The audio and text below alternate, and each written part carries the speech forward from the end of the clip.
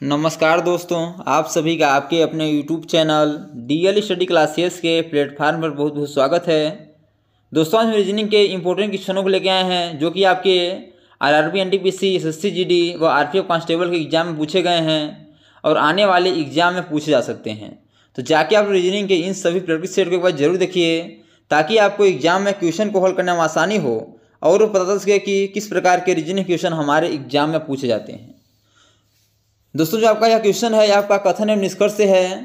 तो जब भी आपको कथन एवं निष्कर्ष क्वेश्चन दिखे क्या करना है, पहले आपको जो आपका कथन कहा गया है पहले आपको कथन को अच्छे से समझना है। यदि आप कथन को अच्छे से समझ जाएंगे तो जो आपका निष्कर्ष है और निष्कर्ष में जो पूछा गया है उसके आंसर को आप आसानी से दे सकते हैं। तो चलिए देखते हैं कि कथन क्या है। कथन है कि सभी फल वाइन हैं, कुछ वाइन जूस हैं, सभी जूस एल्कोहल हैं। और निष्कर्ष है कुछ एल्कोहल जूस हैं, कुछ वाइन एल्कोहल हैं और कुछ वाइन फल हैं। तो आप निष्कर्ष में जो पूछा है यदि आप कथन को अच्छे समझ जाएंगे तभी आप आंसर उसके दे सकते हैं। तो कथन है कि सभी फल वाइन हैं, यानी जितने भी फल हैं ना, पहले फल बना लेंगे और जितने भी फल क्या हैं आपके, जितने भी फल हैं ये आपके वाइन के अंतर्गत आ जाएंगे, वाइन हैं। फिर बोला है कुछ वाइन जूस हैं, यानी वाइन का कुछ भाग इसमें है, जूस में है। फिर देखिएगा सभी जूस एल्कोहल हैं और जितने भी जूस हैं ना क्या है आपके एल्कोहल के अंतर्गत हैं। किसके अंतर्गत हैं? तो एल्कोहल के अंतर्गत हैं। इस प्रकार का वेन डायग्राम बनेगा। अब देखिएगा निष्कर्ष क्या है। निष्कर्ष है कुछ एल्कोहल जूस हैं। अब देखिएगा एल्कोहल कहाँ है आपका, ये रहा एल्कोहल। क्या एल्कोहल का कुछ हिस्सा जूस में है? तो जब सभी हिस्सा आपका जूस में है तो आपका एल्कोहल कुछ एल्कोहल जूस होंगे, यह आपका सही है। फिर देखिएगा कुछ वाइन एल्कोहल है। तो देखिएगा वाइन और एल्कोहल इसमें क्या है, कुछ का सम का संबंध है, यानी कि इसमें ओवरलैप कर रहा है। क्या होगा, यह भी आपका सही हो जाएगा। फिर देखिएगा कुछ वाइन फल हैं। तो वाइन क्या है, फल के अंतर्गत, यानी फल के अंतर्गत वाइन है। तो कुछ वाइन फल भी है, यह भी आपका सही है, यानी कि तीनों निष्कर्ष सही हैं। अब देखिए यह किस ऑप्शन में दिया गया है, तो ऑप्शन नंबर बी में दिख रहा है कि सभी निष्कर्ष अनुसरण करते हैं। तो इसका option number B correct answer हो जाएगा। अगला दिया गया है निम्नलिखित आकृति में कितने त्रिभुज हैं। आपको जो आकृति दिख रही है बताना इसमें कितने त्रिभुज हैं। इसमें बहुत लोग गलत कर देते हैं। कैसे करते हैं, काउंटिंग कर लेते हैं 1 2 3 4 5 6 7, एक बड़ा वाला, एक यहाँ से 8, टोटल इसमें 8 मार्क के टिक आगे बढ़ जाते हैं, लेकिन यह गलत है। अब गलत कैसे, ध्यान समझिएगा। इसमें आपके 8 त्रिभुज नहीं होंगे। क्यों? क्योंकि एक त्रिभुज यहाँ से बन रहा है, देखिएगा एक त्रिभुज आपका यह बन रहा है यहाँ से एक, फिर ये दूसरा बन रहा है यहाँ से, ये आपका 2 हुआ, फिर यहाँ से तीसरा बन रहा है, ये आपका 3 हुआ, और एक आपका यहाँ से बड़ा वाला बन रहा है, ये आपका 4 हुआ। जो बड़ा वाला बन रहा है ये आपका क्या हुआ, यह आपका 4 हुआ।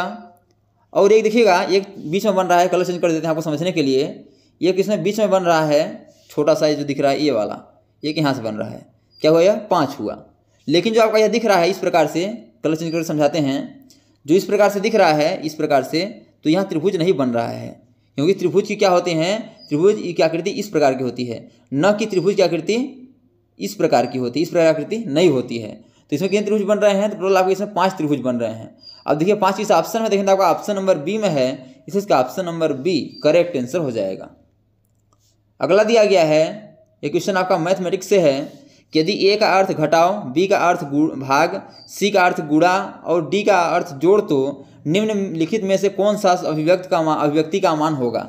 बताना जो आपका ABCD दिया गया है, इसके जहाँ पे यदि हम घटाओ, भाग, गुणा और जोड़ का चिन्ह लगा दें तो हमारा आंसर क्या आएगा। तो चलिए इससे पहले समीकरण को लिखते हैं। 28, ए का अर्थ क्या है, तो ए का अर्थ आपका घटाओ है, घटा देंगे 80। बी का अर्थ क्या है, बी का अर्थ आपका भाग है, भाग कर देंगे, फिर आपका 16। सी का अर्थ क्या है, तो सी का अर्थ आपका गुणा है, गुणा कर देंगे 5, और डी का अर्थ आपका क्या है, प्लस प्लस कर देंगे 21। अब इसे क्या करेंगे, आप बोर्ड मास के रूल से हल करेंगे। बोर्ड मास के रूल से हल करेंगे। बोर्ड मास का रूल कहता है पहले ब्रैकेट तोड़ना है, उसमें ब्रैकेट है नहीं, फिर आप, तो आप भी नहीं है, फिर डिवाइड करना है। डिवाइड पहले करेंगे क्या हो जाएगा, फिर डिवाइड करेंगे क्या हो जाएगा, 28 और 16 पंचे 80, -5 गुणे 5 प्लस 21।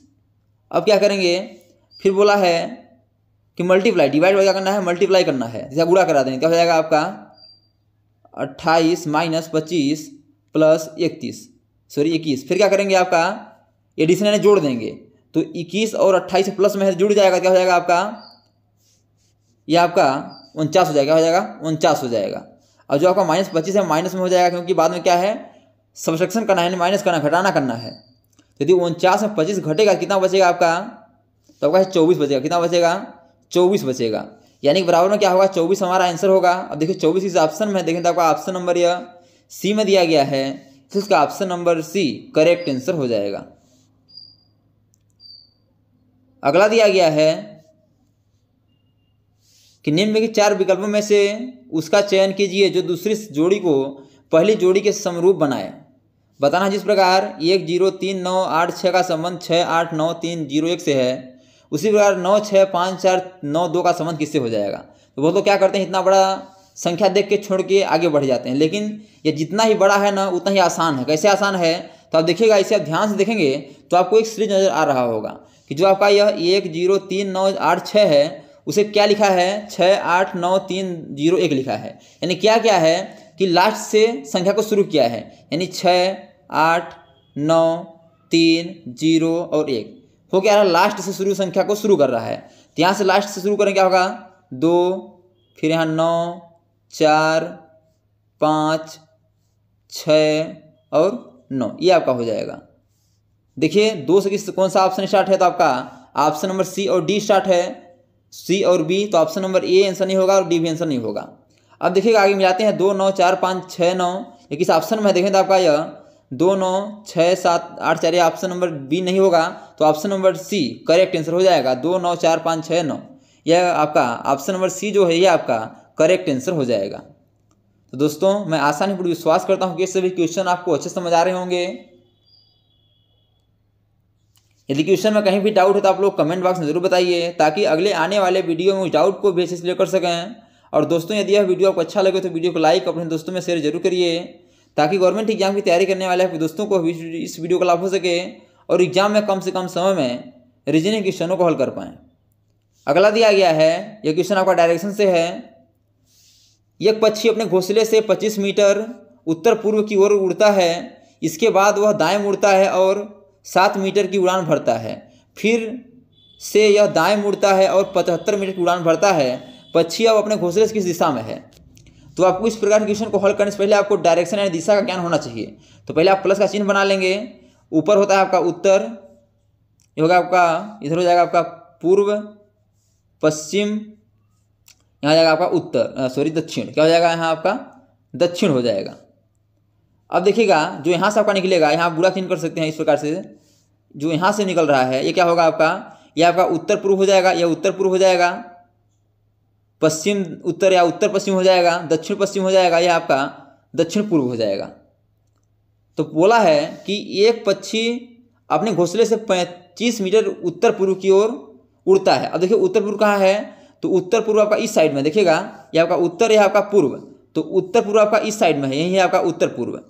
तो मान लेते हैं यह आपका पक्षी ऐसे इस प्रकार से उड़ रहा है उत्तर पूर्व की ओर, कितना उड़ रहा है 25, इतना 25 मीटर, और उसके बाद वह दाएं मुड़ता है और 7 मीटर उड़ता है, और यहाँ से दाएं मुड़ जा रहा है, और कितना जा रहा है, यहाँ से दाएं मुड़ के 7 मीटर जा रहा है, कितना 7 मीटर जा रहा है। फिर बोला है और फिर वह दाएं मुड़ता है और 75 मीटर जाता है, और इसके बाद पुनः वह दाएं मुड़ेगा और कहाँ जाएगा 75 मीटर जाएगा, यानी कि यहाँ से यहाँ कितना है, यह 75 मीटर जा रहा है। कितना जा रहा है, तो 75 मीटर जा रहा है। बोला है कि अब जो पक्षी का यह आपका दिशा है किस दिशा में है, तो आप ध्यान से देखिएगा, यदि आप यहाँ से प्लस का चिन्ह बना देंगे तो क्या हो जाएगा इस प्रकार से, यदि आप यहाँ से यदि आप प्लस का चिन्ह बनाते हैं तो ध्यान समझिएगा, ये आपका क्या हो जाएगा, यह आपका उत्तर पूर्व है, और जा किधर रहा है, इस साइड में जा रहा है, पक्षी किस साइड में जा रहा है, इस साइड में जा रहा है। तो क्या हो जाएगा, इस साइड को क्या बोलते हैं, तो दक्षिण या पश्चिम। देखिएगा आप देख सकते हैं इस साइड में पक्षी जा रहा है तो क्या बोलते हैं, दक्षिण पश्चिम, या दक्षिण पश्चिम बोलें या पश्चिम दक्षिण बोलें, जो भी आपके ऑप्शन में होगा दक्षिण पश्चिम या पश्चिम दक्षिण वही आपका करेक्ट आंसर हो जाएगा। अब देखिए ऑप्शन में क्या दिया है, उत्तर पूर्व तो आपका नहीं होगा, पूर्व भी नहीं होगा, और दक्षिण पश्चिम, देखिएगा ये दक्षिण और पश्चिम यही आपका सही है। जो आपका पक्षी है ना दक्षिण पश्चिम की ओर जा रहा है, इसलिए इसका ऑप्शन नंबर जो सी है ये आपका करेक्ट आंसर हो जाएगा। अगला दिया गया है कथन है कि क्या रिश्वत लेने वाले अधिकारियों को सजा देनी चाहिए?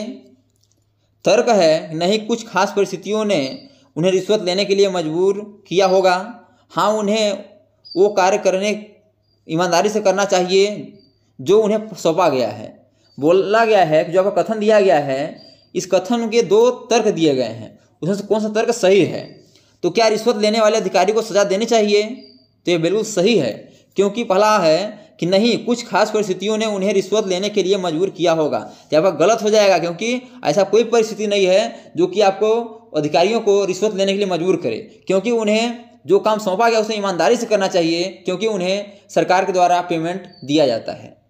और दूसरा है कि हाँ, उन्हें वो कार्य ईमानदारी से करना चाहिए जो उन्हें सौंपा गया। हाँ, यह बिल्कुल सही है, उन्हें ईमानदारी से ही करना चाहिए जो कि उन्हें सौंपा गया है, क्योंकि उन्हें रिश्वत लेने के लिए नहीं कहा गया है, बल्कि उन्हें शासन के द्वारा अलग से तनख्वाह यानी मंथली दी जाती है। तो आपका ऑप्शन नंबर जो 2 है यह सही हो जाएगा और ये पहला तर्क गलत हो जाएगा। अब देखिए यह किस ऑप्शन में दिया गया है, केवल तर्क एक प्रबल है, ऑप्शन नंबर बी में है, इसलिए इसका option number B correct answer हो जाएगा। अगला दिया गया है, एक क्वेश्चन आपका कोडिंग डिकोडिंग से है। एक निश्चित कोड भाषा में टेप को EPAT और लव को EVOL लिखा जाता है, उसी भाषा में नितिन को कैसे लिखा जाएगा?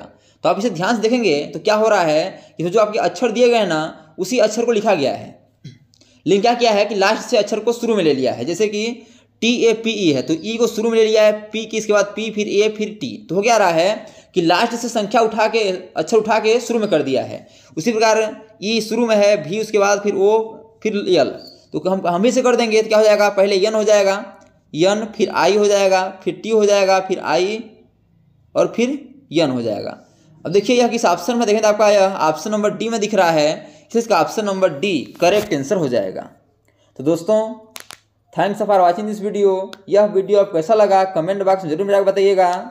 और इसी प्रकार के ऑल गवर्नमेंट एग्जाम पूछे जाने वाले GK GS math reasoning Hindi current affairs violation संबंधी क्वेश्चनों पाने के लिए हमारे यूट्यूब चैनल को लाइक शेयर सब्सक्राइब कर बेल आइकन को प्रेस करना भूलिएगा, ताकि जब भी न्यू वीडियो अपलोड हो सबसे पहले नोटिफिकेशन तक पहुँचे।